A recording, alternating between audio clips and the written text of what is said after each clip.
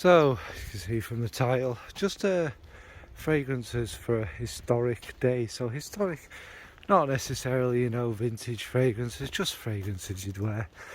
Obviously, as we all know what today is this weekend. Yeah, I'm not excited either. It's supposed to be the 21st century and all that jazz in it. But why not? Let's crack on. Normally I'd work backwards, wouldn't I? But we may as well start at the front end this time. And we are going to go for Dew Pomme. Now, yeah, whatever anyone thinks of this fragrance, I think it personally is a legend. It's one of the greatest fragrances ever made. It is one like what today celebrates. It's gone through the eras. It's come from the late 80s all the way through to now, and it's just as popular. You can't really say that about them other folks, but it is what it is. If you don't know Dew Pomme, where have you been? It's a big, huge, massive orange blossom, jasmine. There's a little hint of something cherry-like in there. Probably almond. There used to be more of a not dirty musk, but more of a kind of prominent musk. Now the musk is there, but it's not quite as naughty as it once was. And this fragrance, like this weekend's going to be, it filled the streets everywhere you went, every university dormitory, every nightclub, every shop, everywhere was Dew Pomme. And it was popular then, and it is popular now, despite people's derision for it. And it's popular for a reason. I believe it's still one of the biggest selling fragrances in this country. It doesn't particularly smell dated because it was the pioneer of the sweet kind of androgynous scents that are now popular. I mean, we all know, because we're sensible people, that fragrances are for everyone. It needs to have a gender on it. But this was the one that kind of pushed them traditional that people keep hanging on about, boundaries. And yeah, and it lived on.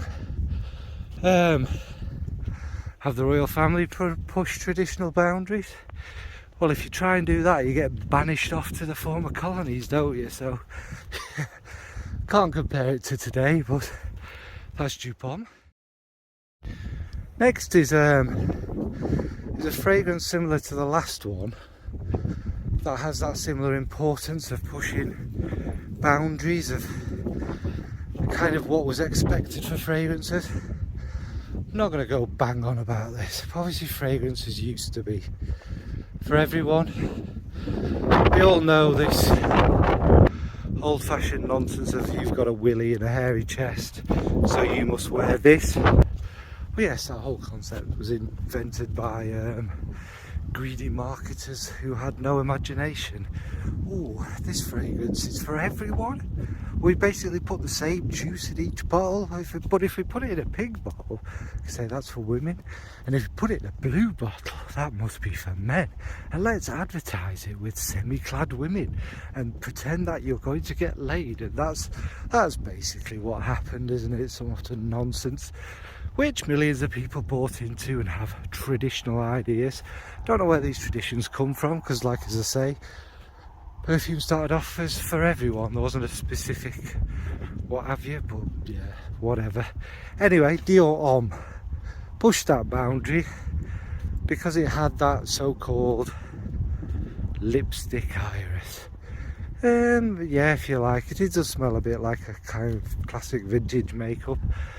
Again, I don't know which men didn't like that smell, because again it reminds us of our mother's handbags and stuff, and we all have mothers. Yes, okay, in the modern era men don't wear lots of makeup, men do wear makeup, perfectly cool. I would. I want to look young and unblemished, but so be it. Sorry for all the stop starts. It's obviously because I forget when I'm filming on God and I trigger the wind, don't I? But anyhow, yeah, Dior Homme. Woods, musks, a little touch of lavender for the freshness, and obviously that more floral iris. And then they obviously slapped the name on it, just so people could know what they were buying. You know, it's just complete utter dribble, isn't it?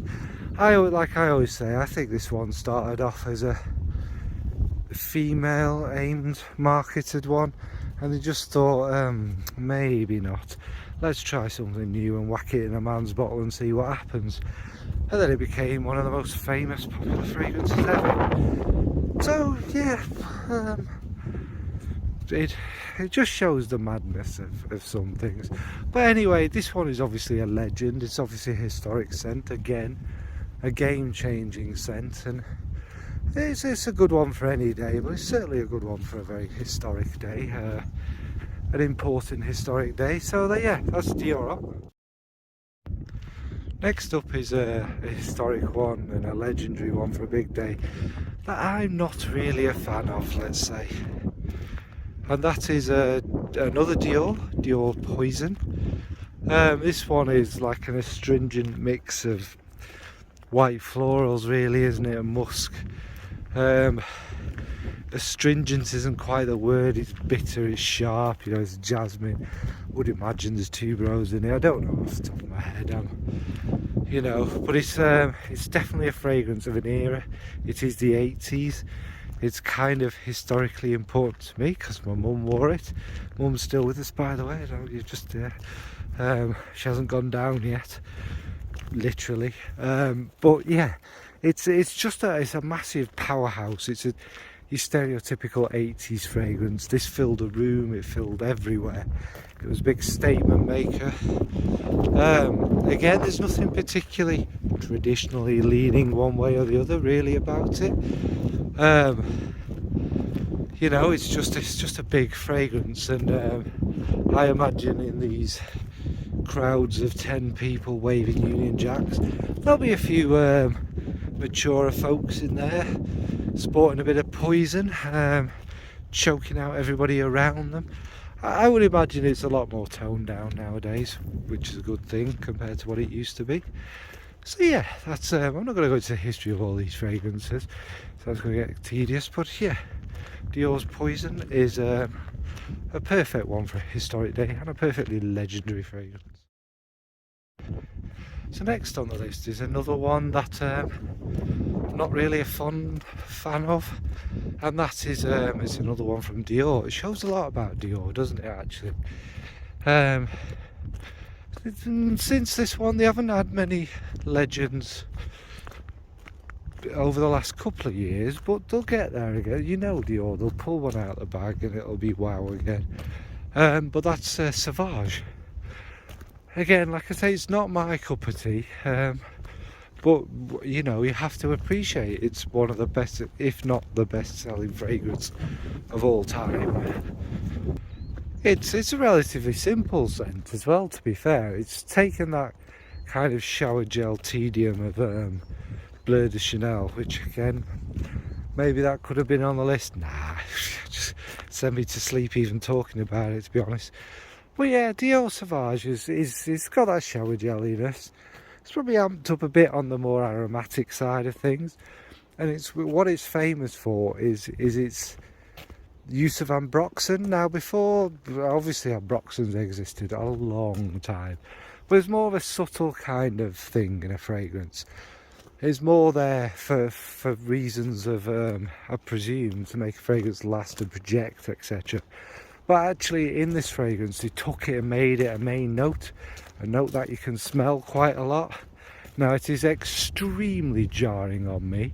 That's not Dior's fault. I don't know what you know, how much they spent on the ambroxan and that, but it's a very metallic one. It is the fragrance itself is very sharp, and that metallic feel to me kind of grates through my brain, and it makes it completely unwearable to me. I don't hate the fragrance just because it's everywhere and all the bros wear it and all of that. Come on, that's because it's popular. You can't hate something just because it's popular and who wears it. Again, not my cup of tea, I find it quite boring, but that little bit of the extra kind of feel to it. Now the EDP is the more popular one, but it's a bit smoothed off. And then they have various other flankers. There will be more flankers because they're going to rinse this to death, aren't they? And then in about 20 years they're going to bring out another Dior Sauvage that smells literally nothing like Dior Sauvage. Like maybe the way they did with Eau Sauvage. This smells nothing like Eau Sauvage. Anyway, I'm rambling. But this is the king of kings of fragrances at the moment, isn't it? It's one you've definitely smelled and one we can't avoid.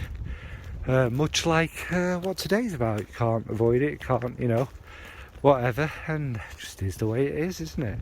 So yeah, Dior Sauvage, I'm not going to ramble on. And I'm going to end it with one that is no doubt a legendary fragrance that again changed the fragrance game. Not from Dior. It's from this house that was called Mugler. That doesn't exist anymore. Now what we have is, it copied the name but it doesn't make the same fragrances. This fragrance exists nowadays, but again it's got no real kind of bearing to what it was when it came out. That's Mugler's Alien. Now Alien, oh, it's one of them first fragrances that really had one of them reactions from me where I was like, oh, what is this? This is utterly incredible.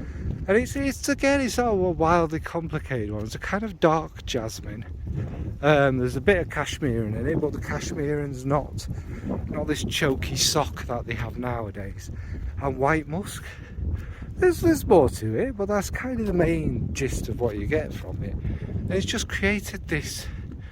The name suits it. It was an alien, and especially for women's fragrances. Blah blah blah blah blah. It was just, yeah, it was wonderful, and it's really kind of alluring. And again, people my age mainly, I would suspect, us kind of geriatric millennials as we're called, will still wear it and probably desperately want an old bottle, not ever whatever this nonsense is nowadays. But yeah, change the game again. I could have mentioned Alien, but I didn't. Angel, but I didn't want to because, you know. Yeah, so that's Mugler's Alien. Obviously, it's a fairly brief one. No need to ramble on for the sake of it. And deliberately, they are legendary fragrances. I'll have mentioned them before. And hopefully I've gone for ones that kind of change the game a little bit, because that kind of makes them historic to fit that kind of thing. And whatever you're doing today, apparently everyone is going to be watching this coronation. Everyone. It's what we keep hearing every day.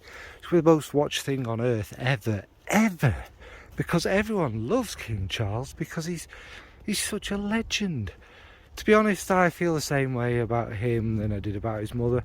Maybe I like him a bit more because he's actually said things, but my hope is that he's like the first King Charles. Hopefully he may be the last King Charles if we do things right.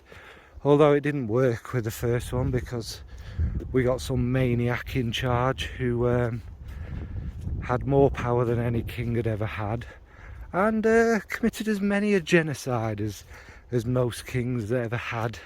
Probably since Richard the Lionheart's the genocidal maniac. But I mean, Cromwell even cancelled Christmas, didn't he? That's what a legend he was. But yeah, hopefully this is the last ever coronation ever. I don't want to say in my lifetime because it's possible with all the healthcare and all the money that we give them that will outlive me. But anyway, it's not a ramble about that. It's a historic day. Whether you like them or not, we're stuck with it. Other countries have coronations, I believe, but they're not as ridiculous as this one. And I imagine the actual royals pay for their own stuff in these other countries. Whatever.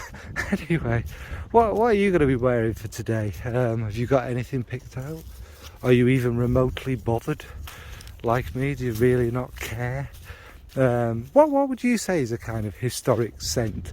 Not in an actual fact of being, you know what I mean, that kind of changed the game and that. And to a point, I mean, like Poison, fragrances like it, but for me, it probably wasn't the first fragrance I smelled, but it's the one I will most certainly always remember. which probably explains why it took me so long in my life to really get into fragrances.